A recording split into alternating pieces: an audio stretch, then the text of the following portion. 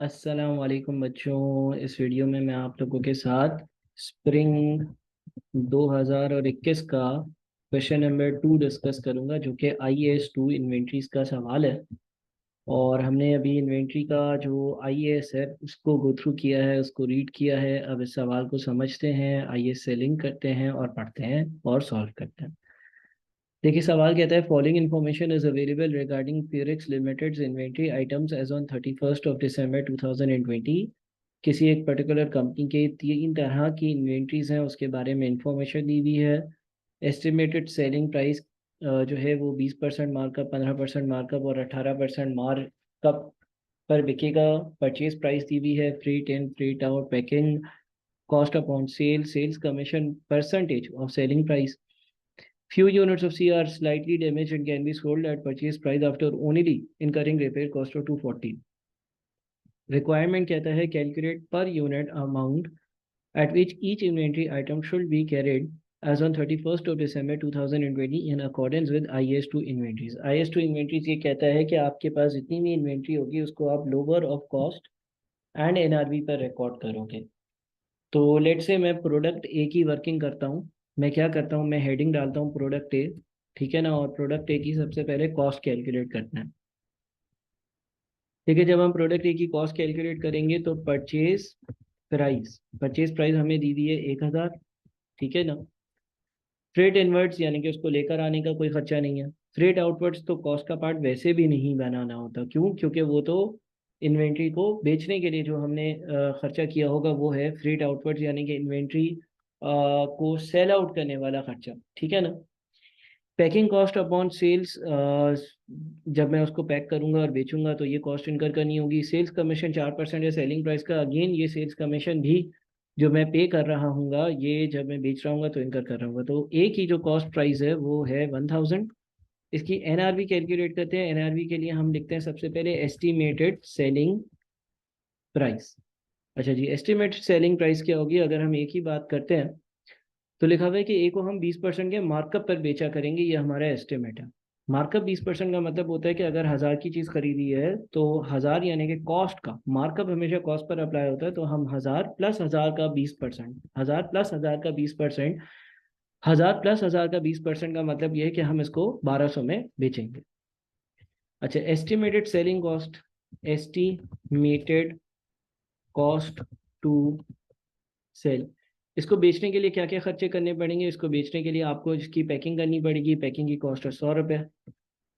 और इसके अलावा आपको क्या खर्चा करना पड़ेगा? एक तो 100 रुपये का ये खर्चा करना पड़ेगा, और इसके अलावा आपको बेचने के लिए जो है वो कमीशन देना पड़ेगा। और कमीशन जो है वो सेलिंग प्राइस का 4% है, यानी कि 4% मल्टीप्लाइड बाई 1200।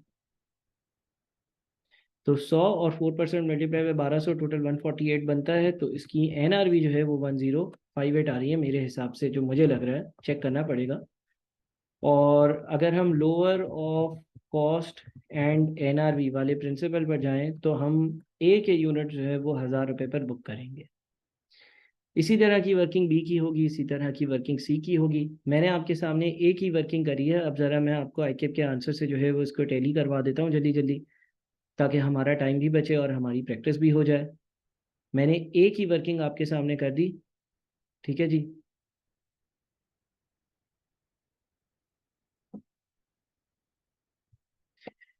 देखिए, आपने ये टेबल बनाना है। इस टेबल में हुआ हुआ क्या है मैं ज़रा आपको ब्रीफली एक्सप्लेन कर देता हूँ, आपको चीज़ें समझ में आ जाएंगी। आसान सा सवाल है।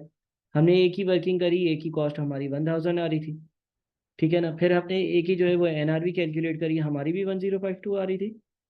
हाँ, और फिर हमने ये बोला कि भाई इन दोनों में से लोअर क्या है? लोअर जो है वो कॉस्ट है, तो ए के सारे यूनिट्स को हम कॉस्ट पर बुक करेंगे।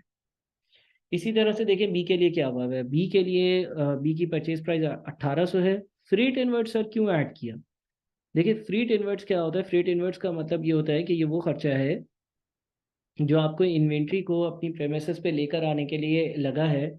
और जब आप IS2 का जो मैं डिस्कशन कर रहा था सारे कॉन्सेप्ट्स की, और IS को गो थ्रू कर रहा था, तो उसमें हमने डिस्कस किया था कि फ्रेट इनवर्ट्स भी हम कॉस्ट ऑफ परचेजेस में शामिल करेंगे। तो 1955 टोटल कॉस्ट आ गई।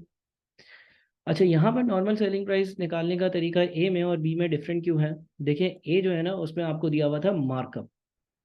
मार्कअप जो होता है ना वो कॉस्ट पर अप्लाई होता है, और अगर कॉस्ट 1000 है और मार्कअप 20% है तो इसका मतलब ये है कि आपकी जो सेलिंग प्राइस होगी वो 1000 प्लस 1000 का 20% होगी। लेकिन बी के लिए जी दिया हुआ है ना, वो दिया हुआ है मार्जिन। अब मार्जिन का क्या मतलब होता है? मार्जिन का मतलब होता है कि अगर कोई चीज़ तुम 100 की बेचोगे ना, तो उसकी कॉस्ट होगी 85, अगर 15% का मार्जिन है। और जो ग्रॉस प्रॉफिट होगा ना, सेलिंग प्राइस का 15% यानी कि 15 होगा। ये रेशो का हिसाब किताब चल रहा होगा, ठीक है। ये कब होता है? ये मार्जिन में होता है। अब आपको यहाँ पर परचेज प्राइस यानी कि कॉस्ट दी हुई है, यानी कि ये 85 हिस्से दिए हुए हैं। रेशोज के मेथड से अगर चलोगे और इसकी ग्रॉसिंग अप करोगे तो आप 1800 को डिवाइड करोगे 85 से और 100 से करोगे मल्टीप्लाई, तो ये 2117 पॉइंट समथिंग आ रहा होगा, अगर मैं गलत नहीं हूँ तो। क्या गलती कर दी? हाँ, sorry sorry sorry sorry sorry. हमारी जो कॉस्ट ऑफ परचेज है, कॉस्ट ऑफ परचेज है यानी कि जो कॉस्ट है वो 1955 है ना।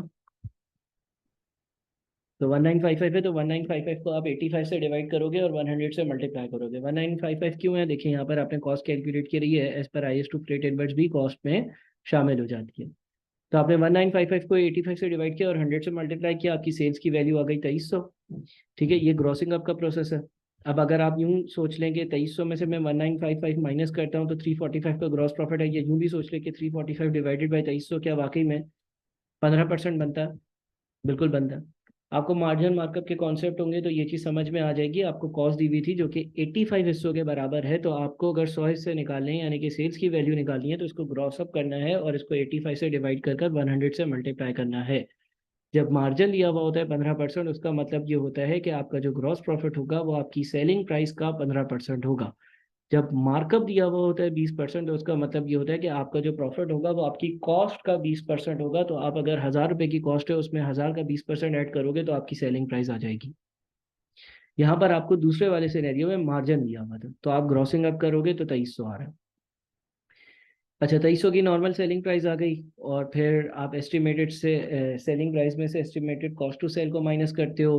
तो आपके पास फ्रीट आउट की कॉस्ट है 200 रुपये की, आपके पास पैकिंग की कॉस्ट है 150 रुपये की। ये दोनों माइनस करोगे 1950 की एनआरबी आएगी, लोअर ऑफ कॉस्ट है एनआरबी के हिसाब से 1950 पर ये आइटम्स बुक होंगे।